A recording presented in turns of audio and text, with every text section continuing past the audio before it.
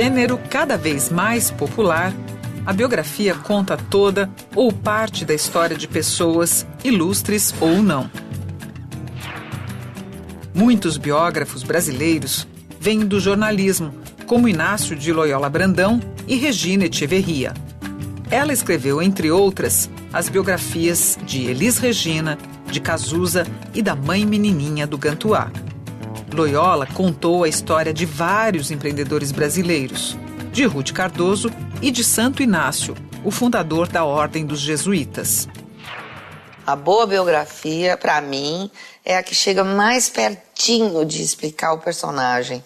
Mais perto. É muito difícil, porque o ser humano é muito complexo. Então, nas biografias bem escritas, você descobre as fraquezas, as incertezas, as dúvidas, as hesitações. Você pensa que é só você que é inquieto, angustiado. Não, todo mundo é. Eu só escrevo quando eu já li tudo, quando eu já sei tudo, quando eu já compilei todos os dados em copiões. Bom, leio toda a pesquisa. Não são apenas as entrevistas, são, às vezes, recortes de jornal, muitos recortes de jornal. Eu vou buscando esses detalhes do dia a dia, às vezes até de um filme que estava passando na época. Isso aqui tudo eu já tenho, uma cronologia que eu comecei a fazer, ó. Ó como é que eu faço. Mas não acabei. Isso aqui é cru, isso é a primeira coisa, entendeu? Depois eu vou juntando. Vai lá, as coisas históricas que aconteceram nesse ano. A linha do tempo. A linha do tempo. Eu não sei se eu vou usar ou não, entendeu? Mas tá aí.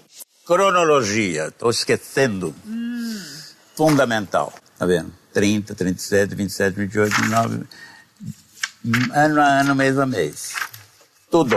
Eu faço uma lista de pessoas, entrevisto as pessoas, é transcrito nessa aqui, aí eu leio isso, jogo tudo isso no chão, leio, anotando e faço a estrutura do livro. E aí eu começo a escrever. Em geral, eu entrevisto muita gente. Eu gravo. Eu sou pré-digital ainda, mas ainda vou chegar lá. Ninguém nunca me chamou de Paulo César. Não, te chama como? Me chama de Paulinho. Paulinho. Tamanho a gente escreve, depois vai cortando. Eu faço bem largo e depois eu vou cortando. Aí eu sento e faço o primeiro capítulo. E leio e releio o primeiro. E vou deixando de lado. E aí eu vou pela ordem cronológica. Aí escrevo, termino uma primeira versão. Aí eu deixo, em geral, 4, 5 versões. Não sei quantas vezes, vou fazendo. E depois ainda tem muitas outras leituras. Tem a leitura do meu editor, que me sugere coisas. Tem a leitura de alguns amigos que eu dou para ler, que me sugerem coisas. Sempre dou. Versão 1 está pronta, eu passo para a versão 2. Está pronta a versão 2, a versão 1 vai embora. Senão vai ficar um monte de coisa dentro desse computador que eu vou me perder. Olha, quem já morreu tem uma vida pronta. Pronta não, fechada. Quem não morreu, ainda você tem que... Até que ponto você vai? É muito difícil, porque a história é inconclusa. Você não termina o livro, né? O livro termina, em geral, quando a pessoa morre. Então, quando a pessoa está viva, você sabe que você ainda vai ter que reescrever isso. Contar mais um pedaço dessa história. As famílias interferem, mesmo de mortos. Eu já perdi livros que eu tentei fazer, a família não concorda. A minha visão é uma visão de fora. A minha visão é uma visão através dos outros. E eu me baseio nas coisas que me contaram. E cada um tem a sua verdade. Muitas vezes, um cara contradiz o outro. Eu digo assim, não é o que pensa, tal, que acha isso. Eu ponho os dois. Eu acho que cada pessoa vê o outro com o seu olho. E vê o fato também pelo seu olho. Porque você tem que se despir dos preconceitos para qualquer trabalho biográfico. Totalmente. Tem que falar a verdade. É muito fácil isso para mim. Isso eu aprendi em imprensa. Eu sou jornalista acima de tudo. Ele pode ser meu amigo, meu íntimo, mas eu sou jornalista. Então, se alguma coisa que essa pessoa me conta, que vai me servir para definir a personalidade, nós não estamos falando de coisas ocultas, não. alguma coisa que defina a personalidade, eu não tenho nenhum prurido de contar. Biógrafos costumam trabalhar em cima de pesquisa. E se dessemos o mesmo material para 2 escritores diferentes escreverem um texto biográfico? O que aconteceria?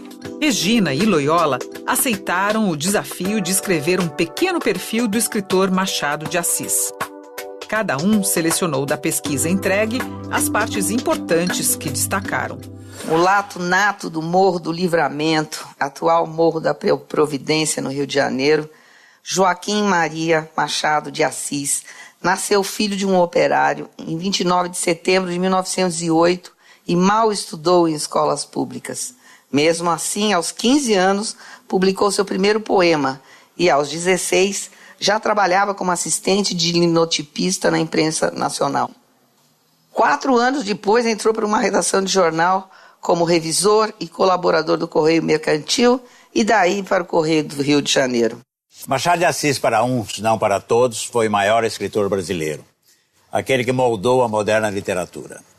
Era negro, o que incomodou muita gente. Era funcionário público, era poeta, era autor teatral, era crítico. Viveu modestamente no bairro do Cosme Velho, no Rio de Janeiro, razão pela qual foi chamado o bruxo do Cosme Velho.